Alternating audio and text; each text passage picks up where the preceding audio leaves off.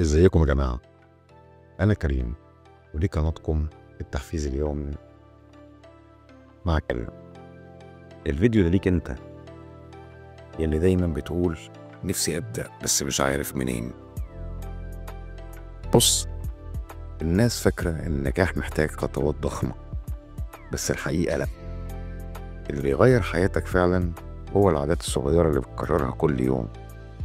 يعني مثلا إيه؟ إنك تبدأ يومك كوباية مية، أو تكتب 3 حاجات أنت ممتن ليه، أو حتى تمشي 10 دقايق في اليوم. الحاجات البسيطة دي بتعمل فرق ضخم بعد فترة. فاكر أول مرة حاولت تتعلم حاجة جديدة زي ركوب عجل أو إنك تتعلم لغة؟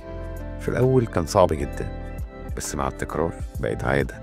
نفس الفكرة هنا، أي خطوة صغيرة النهاردة هتبقى عادة بكرة.